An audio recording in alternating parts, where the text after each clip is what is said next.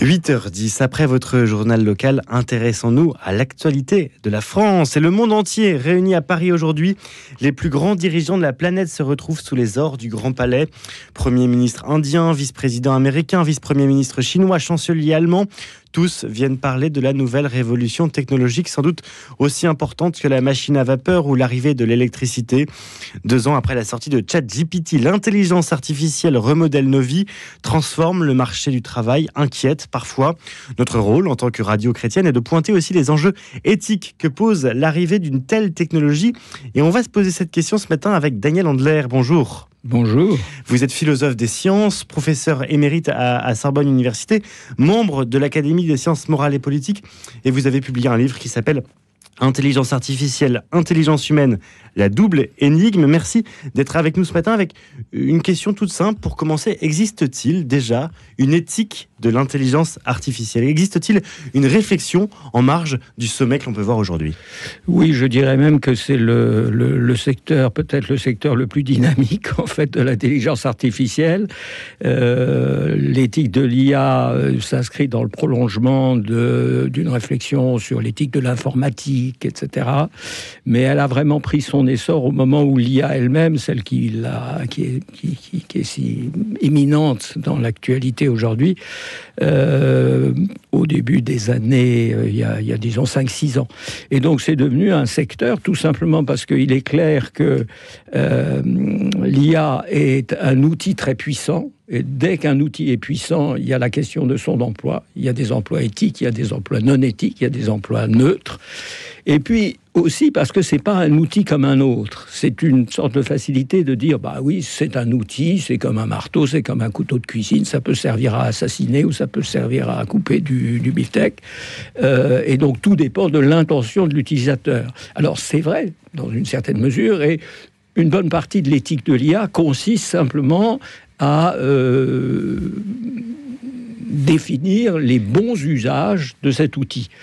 Mais il faut bien reconnaître que c'est un outil un peu différent des autres, puisqu'il a cette sorte, disons, d'intelligence. Est-ce qu'il y avait eu autant de réflexions au moment des précédentes révolutions technologiques ? Je pense à la machine à vapeur, je pense à l'arrivée de l'électricité.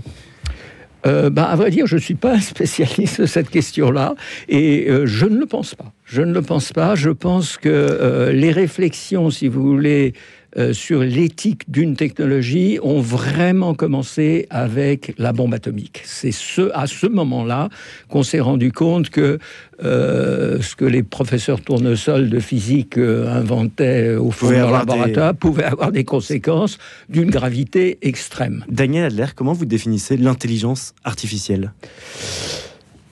Alors, c'est une question difficile en réalité. Les gens font, tout le monde fait, comme s'ils savaient de quoi il s'agissait. En réalité, c'est assez flou. Alors moi, j'ai l'habitude de dire qu'il faut repartir à l'intention des pionniers, des créateurs de l'intelligence artificielle. Donc il y avait 5-6 personnes qui, au milieu des années 50, ont inventé l'expression. C'était en 55, ça a été consacré en 56 lors d'une période spéciale d'études à Dartmouth aux États-Unis. Et l'idée était, en fait, il y avait 2 idées. Une idée était de conférer aux ordinateurs, qui venaient juste de sortir des laboratoires militaires à l'époque, une intelligence au sens propre. On ne s'interrogeait pas sur qu'est-ce que l'intelligence. C'était l'intelligence humaine et il fallait que ces machines, c'était ça le but de l'opération, deviennent intelligentes. Et puis il y a eu, en parallèle en quelque sorte, une définition un peu moins ambitieuse qui consistait à dire il faudrait que les machines nous aident à résoudre des problèmes, soit ceux que nous arrivons à résoudre, soit encore mieux ceux que nous n'arrivons pas à résoudre en raison de la complexité croissante du monde et des situations. Oui. Mais vous êtes mathématicien à la base, vous savez donc qu'une IA sait faire des calculs, des additions, des multiplications. Quel est le problème alors, puisqu'on a juste un outil qui, très logiquement, sait faire des opérations, certes très compliquées, mais des opérations logiques ? Alors, en réalité, non. L'ordinateur, où il y a un certain niveau, il fait des opérations logiques, mais ces opérations logiques lui permettent de simuler toutes sortes de processus qui ne sont pas apparemment logiques. Par exemple, une tornade.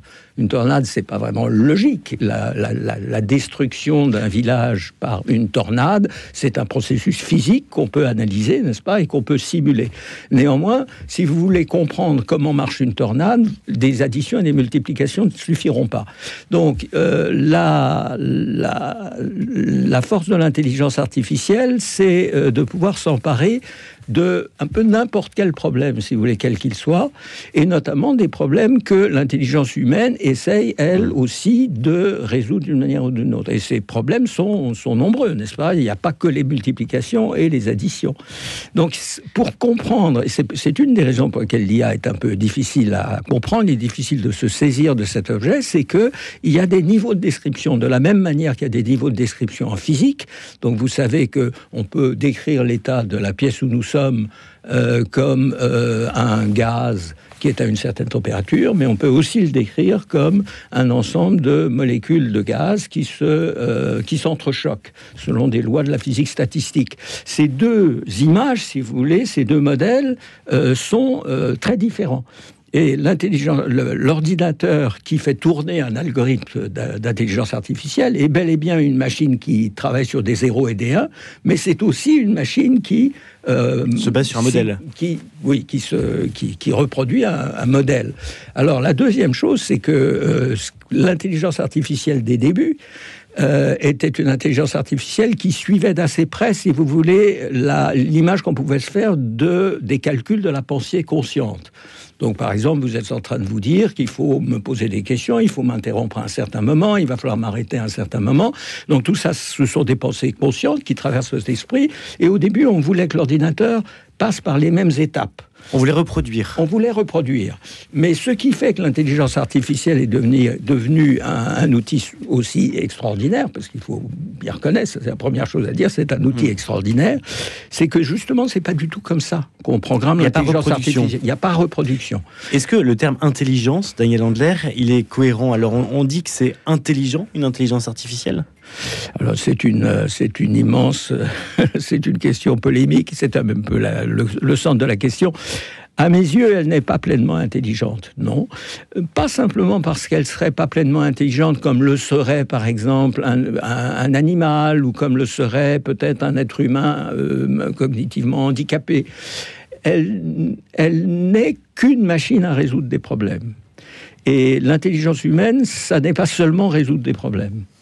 Et l'intelligence humaine, c'est quoi ? Qu'est-ce qui différencie alors l'IA de l'intelligence humaine selon vous ? Vous dites que l'intelligence humaine ne se laissera jamais battre par l'IA.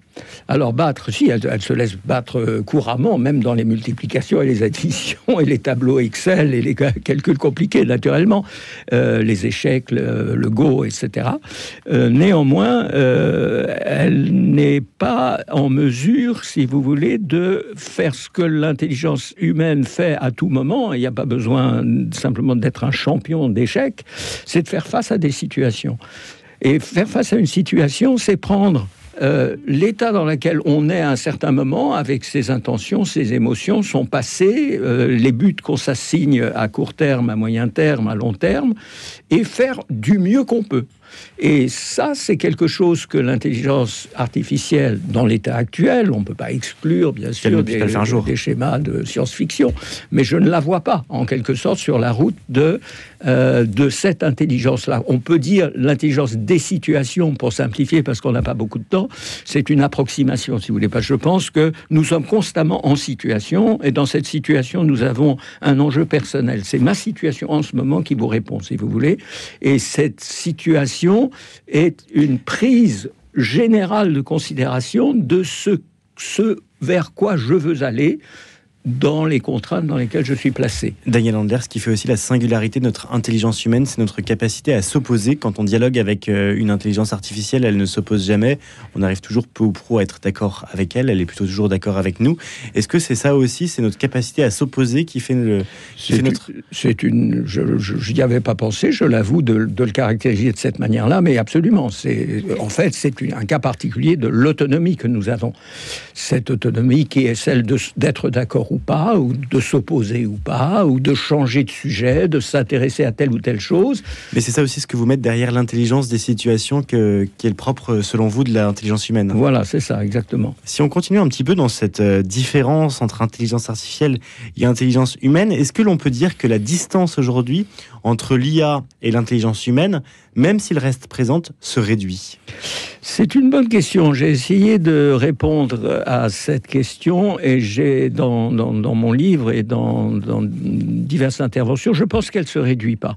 Je pense qu'elle ne se réduit pas. C'est étonnant. Ce qui se réduit, c'est évidemment la distance entre ce dont, en matière de résolution de problèmes, l'IA est capable par opposition à ce dont l'être humain est capable.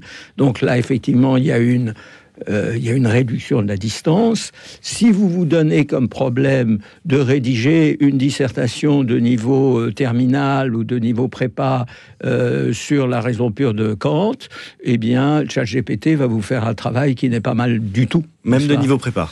Même de niveau prépa. Eh bien, c'est encourageant pour les étudiants préparationnaires qui nous écoutent. Daniel Andler, si on évoque ce sujet de l'éthique et de la réflexion, un peu, quand on prend un peu de recul, quelle place pour les religions? La religion, c'est par nature, et le christianisme en particulier, le principe d'un Dieu créateur. Est-ce que l'intelligence artificielle, quelque part, se prend, ou ses créateurs se prennent pour Dieu en créant un objet qui, selon eux, pourrait faire concurrence à Dieu?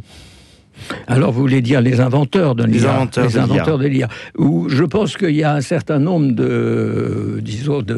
d'exaltés à Silicon Valley qui, effectivement, participent d'une certaine forme de religiosité mêlée à de la science-fiction, mêlée à une pratique, si vous voulez, un état d'esprit qui m'est complètement étranger. J'ai pas vraiment d'idée. Je constate simplement qu'il y a des dimensions eschatologiques, des dimensions épocales, destinales, qui se promènent dans ce milieu. Quelque chose qui est, disons, qui appartient à ce milieu, ou certains secteurs de ce milieu, sans relever directement de l'intelligence artificielle, ce sont ces tentatives pour rendre la vie éternelle. Comme vous savez, il y a un certain nombre... Ah ben comment ça? Mais ils pensent qu'ils peuvent mettre fin à la mortalité humaine par des moyens de la technique. C'est-à-dire que les mêmes qui conçoivent une intelligence artificielle tentent de ne jamais mettre fin à leur jour, c'est-à-dire d'avoir une vie éternelle. Et est-ce que d'ailleurs l'intelligence artificielle pourrait leur permettre d'arriver à leur fin sur ce sujet-là? Alors, comme certains pensent que l'intelligence artificielle peut résoudre toute espèce de problème, à partir du moment où on considère que la mortalité humaine, après tout, c'est un phénomène biologique, on peut poser comme problème de mettre un terme à cette fatalité biologique, eh bien, ils pensent que l'intelligence artificielle, un jour, sera en mesure de résoudre ce qu'ils appellent un problème, n'est-ce pas? Et vous pensez qu'ils y arriveront? Non, sûrement pas. Pour l'instant, les données sont claires. L'être humain ne peut pas vivre au-delà de 120 ans pour des raisons biologiques assez fortes. Et on n'a pas pour l'instant d'idée. C'est bien joli de rêver. Mais enfin, il faut avoir le début du commencement d'une idée de comment résoudre un problème. Et ce problème-là, on n'a pas d'idée pour l'instant. Daniel Andler, quand on reprend un peu du recul sur l'histoire, on voit que les grandes révolutions technologiques, elles ont un impact sur la philosophie. Il peut y avoir le libéralisme qui apparaît grâce à telle ou telle invention. Est-ce que vous pensez qu'il peut y avoir un changement de notre base philosophique, de la philosophie de notre société, avec l'arrivée de l'intelligence artificielle ? Alors, c'est une question difficile à laquelle j'ai peut-être insuffisamment réfléchi. Vous me donnez mon devoir de cet après-midi.